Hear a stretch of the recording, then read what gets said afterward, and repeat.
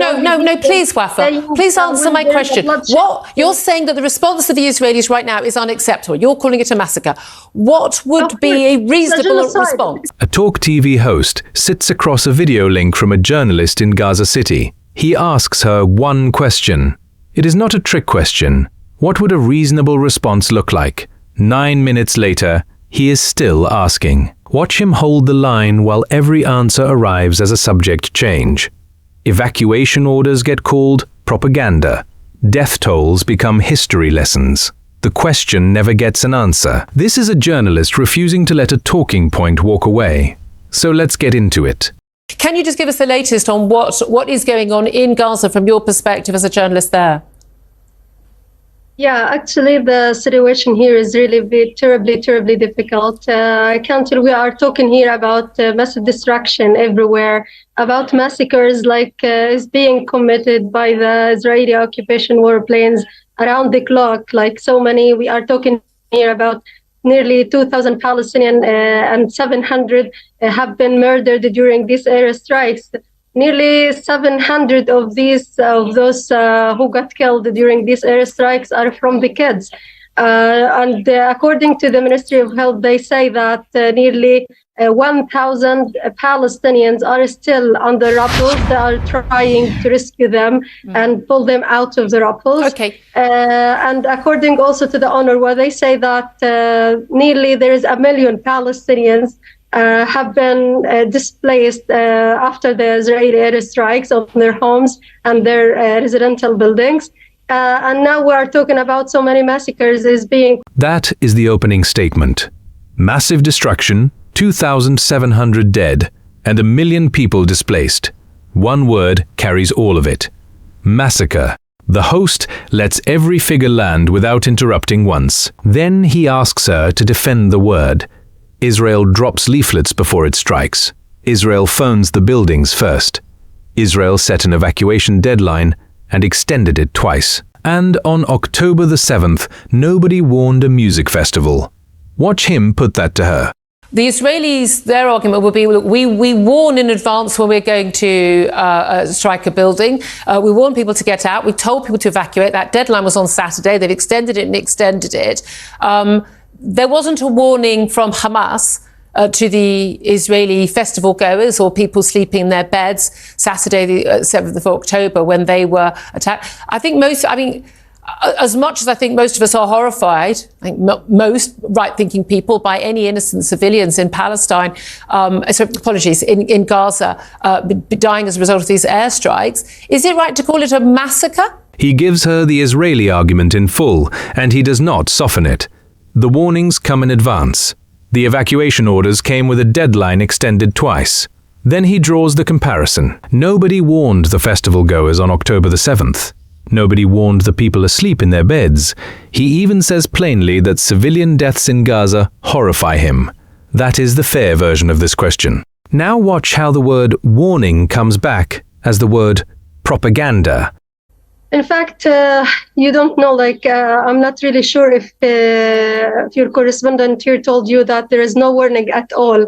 The Israeli warplanes just target the homes and everything, the residential buildings, shops, pharmacies, schools. But isn't that because Hamas fire weapons from those civilian apartment buildings? No. You know, if this is true, you can't find, most of the victims are from the civilians. There is no military leader among those who got killed. All of them, according to the Ministry of Health, they said that all of them are civilians. Well, the Israelis claim they've actually managed to kill the leader, the man who masterminded the attack on the Israeli massacre. You know as well as I do that Hamas are completely and utterly embedded in the civilian, apartment blocks and hospitals and everywhere. That is how they've sought to protect themselves, by basically using the Palestinian people as a defence by putting themselves in apartment buildings, putting their weaponry in apartment buildings. Listen to that answer again. He asked her about the warnings.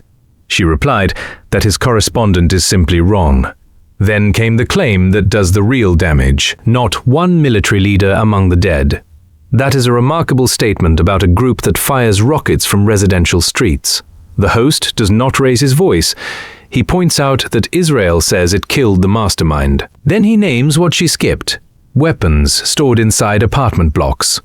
Yeah, actually, I just want to add something. You just said that there is a place is safe here in Gaza. Here in Gaza, we don't have shelters. We don't have sirens to warn us from any Israeli attack. Everyone is a direct target to the Israeli warplanes. They're targeted indiscriminately. Without warning. That's why we have the so many people who got killed. I'm just telling you that we have nearly 2,700 Palestinians, among them nearly 700, or even I think the number is rising right now because just today another massacres were committed. And they told the people to move from the south to the north. But in fact, they targeted so many homes in the north as well as in the south. Yesterday, just today, just a few minutes ago, as I was talking to you, a few minutes ago, they targeted a home in Rafah, killing at least 20 Palestinians from the same family. And they are still pulling out the other family members from under their rubble. Notice what just happened there. He asked about Hamas using apartment blocks as cover.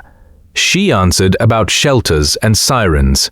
Those are two different subjects. Then the numbers come back around, the same numbers she opened with. It is a strong performance, and it is not an answer. The host has now put the same point to her 3 times. Watch him try a simpler question next. If the bombs are indiscriminate, why is she still in Gaza City? Can I ask you why you're still in Gaza City? Why have you chosen not to leave? Why to leave? This is my homeland. If someone asks you to leave your home, are you going to leave your home? If someone said they were going to bomb me and my family to death, well, if that's, you're saying a massacre, and they told me to leave, I would leave. Yeah, I think I would. You would leave your country if someone is going to take your. They're not asking you to leave your country. You out of it. They're asking you to go to the south so that they can tackle the Hamas fighters. That exchange is the whole interview in miniature. He asks why she is still in Gaza City. She answers with a question of her own, so he answers it himself, honestly. If someone said they were coming to bomb my family, I would go. Then he corrects her framing. Nobody asked her to leave Palestine. They asked her to move to the south while the fighters are dealt with. He keeps supplying precision, and she keeps supplying subject changes. Actually, this is like Israeli propaganda when they say to the people, just move from another place to another. Actually, they target everywhere here in Gaza. They just say this because they know that the media will take this, and they say that they are warning the people. So when they commit massacres, they will say, but they warned the people, and those people didn't evacuate from their homes. But in fact, they targeted, they asked the people to evacuate from the south to the north. But why north they the targeted south, them from the north to the south? But why they targeted like a truck and 2 cars while those people were leaving? So the warnings are propaganda. Israel tells people to move so that the media will report that Israel told people to move. Follow that logic to the end, and there is no warning Israel could give that counts. Warn people, it is propaganda. Do not warn them, it is a massacre. The host does not let it sit. Watch what he does with the convoy claim. Then listen to the question that comes right after it. He asks it plainly, and she never touches it. Well, again, that's, as you know, that's disputed, and the IDF claimed that was actually a booby trap bomb left by Hamas. Can I ask you, just finally, even in the wake of that massacre of Israelis on October the 7th, what to you would be a proportionate and reasonable response from the Israeli armed forces to that massacre of their nationals? What would be, you think, reasonable? There it is, the question of the interview. After the October the 7th massacre, what would a proportionate and reasonable response look like? That is the whole question. Almost any answer would do here. A limited ground operation or targeted strikes on Hamas commanders, sanctions or talks in Cairo, or nothing at all. He is not asking her to defend the airstrikes. He is asking for one acceptable alternative. Keep count from here, because he asks it again. I didn't get your question. Can you say that again? Given the massacre of 1,400 people, Israelis, women, children, the taking of hostages, 199 hostages, all of the horrific atrocities involved in that massacre by Hamas, what do you believe, as a Palestinian journalist living in Gaza City, what would be a proportionate and reasonable response from the Israelis to that? You know what is the saddest thing here is that no, answer my question, please. You know, we only hear the mainstream media or the media in No, please, Wafa. Please answer my question. What you're saying that the response of the Israelis right now is unacceptable. You're calling it a massacre. What would be a reasonable response? It's ethnic cleansing. Okay, so what would be a reasonable response? Watch that whole sequence again. She says she did not get the question, so he repeats it with the numbers attached. 1,400 killed at a music festival, and in their homes, 199 hostages taken to Gaza. And the answer comes back as a complaint about Western media. That is the second attempt. Gone. He stops her mid-sentence and puts the question again. You know, like we have been suffering, have been subjected to the Israeli occupation brutality and oppression since nearly 75 so what years. Would be a reasonable response? And even we have 5,000 Palestinians are still in the Israeli occupation jails. We have 170 Palestinian kids that are still in the Israeli jails. We have nearly 40 Palestinian women inside the Israeli jails. Wafa, you're a journalist. You're a journalist. Yes. I'm a journalist. I'm asking you, from the perspective as a Palestinian woman living in Gaza City, what would be, if you think the Israeli response is unreasonable, disproportionate, it's wrong, what would be the right, proportionate, reasonable response to 1,400 of your people being massacred? What would be acceptable to you for them to do, other than say, oh, well, never mind, we'll just carry on as usual, which is clearly not going to happen. One final chance. What would be the reasonable response? She reaches for 75 years of history. She reaches for 5,000 prisoners in Israeli jails. She counts 170 children behind bars. Every one of those is a grievance, and not one of them answers his question. He asked what Israel should do now. She answered with a timeline starting decades earlier. And notice his tone here. He is appealing to her as a fellow journalist, asking her to do what journalists demand of everyone else. Yeah, you are just saying that we are journalists, and I'm a Palestinian journalist, yes, living here under this harsh condition. You're just not going to answer. Do you not think that's a reasonable question to ask you? Listen, it's the question. I mean, like, you didn't know that they committed, like, since we here in Gaza, since nearly 17 years. I do know that. We have been Israel. Stop telling me what I don't know and answer the question. Yes. Why is that such a difficult question to answer? That is attempt 4 and attempt 5. He asks whether it is even a reasonable question. She answers with 17 years of blockade at the Gaza crossings. He tells her he already knows that history. Then comes the line of the night. Tell me what I do not know and answer the question. Every option on the table so far is his own. Evacuation corridors and targeted strikes on the commanders. From her side, still nothing. Sorry, I'm answering your questions here because, you know, you just look to the Israeli side and you. No, I'm not looking at just the Israeli side. What is happening? I'm asking you a reasonable question. What's a proportionate, reasonable response to that massacre? You know, like, listen, I'm just reporting what I see as a journalist from here, from Gaza. I saw that the Palestinian people are suffering on a daily basis because of the Israeli brutality against them. The occupation. And because of Hamas's brutality. Listen, the Israeli occupation, they are using phosphorus bombs. Do you know that? They are using I asked an Israeli person about that only last week. Now the interview turns personal. She accuses him of only looking at the Israeli side.